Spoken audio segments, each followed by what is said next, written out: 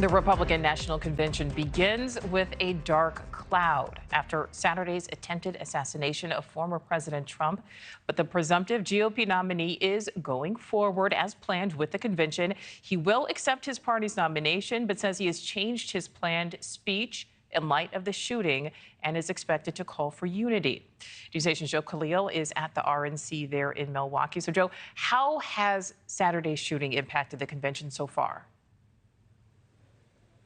I think it's going to loom over the entire convention, no matter what way you look at it, not just in terms of security and the impact of that, extra and heightened outside and inside delegates are talking about it, but it's more so the tone and the tenor of, I think, the entire convention may be different. We've heard that President Trump actually restarted his speech. It was rewritten to emphasize more of a unity tone and to talk to other Republicans about maybe blaming Democrats less for rhetoric and focus more on policy and issues and national unity. That is something we've been able to confirm that the Trump campaign wants to see moving forward. And actually, right now, I'm joined by Gary Snyder, who is an Arizona delegate. He's also running for the state house in Arizona.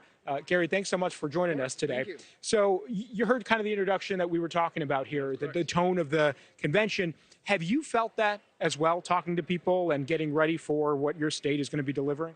I can tell you from the state of Arizona, our atmosphere and what we're feeling energetic has been since we decided and seen that Donald Trump is running for 2024. We believe to be united, working as grassroots and making sure Arizona delivers for Donald J. Trump. And the atmosphere is platforms, issues. We don't blame the Democrats. We work further. We work harder, and we want to be united. And that's what we've been doing in Arizona for Donald J. Trump. So I want to ask you again, there is, per our reporting, going to be more of a focus on the issues. Let's compare the issues on both sides and make that the emphasis here. You come from a state that is a border state. It's one of the biggest issues I think that we're going to hear about, immigration, about the border. What can you tell me in that sense? What are the concerns that your delegation is going to be bringing and highlighting this week? That is correct. I do live in a border state. I used to live in San Luis, Arizona, which is the border of Yuma County. I have now moved to Yuma City. And I can tell you, people don't talk about the border like they should. They show you videos of the border crossing, but they don't tell you of the issues of the resources that we're having. The fentanyl that's coming into our high schools or junior highs. They don't tell you the real issues because the borders is now the nation. And when you check the policies between Donald J. Trump and President Biden, you see an open platform that should never, ever happen. And that's why we need Donald J. Trump back in office. So I want to ask you back to, the sense of unity.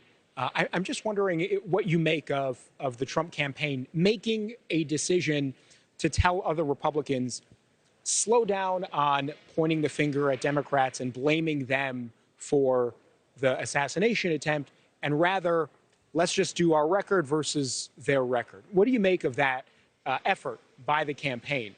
That just shows you the type of people that work hard and believe that our nation needs to be united, and the Republican Party is about unity.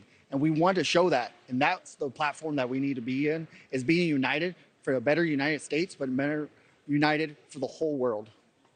Thank you so much for joining us. I really appreciate it, Gary. Thank you. Thank you for taking time.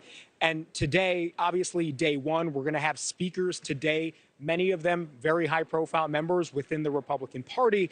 I imagine that the themes we just talked about, Nichole, you were going to hear from them. I'm very interested to hear what high-ranking officials have to say and whether they've sort of changed their speeches and prepared remarks, given what we saw Saturday night. Yeah, a lot of people wondering what the tone of this year's convention will be. All right, Joe Khalil, live for us there in Milwaukee. Thank you. Thank you for watching. Go to newsnationnow.com to find News Nation on your television provider. And don't forget to click the red subscribe button below to get more of News Nation's fact-driven, unbiased coverage.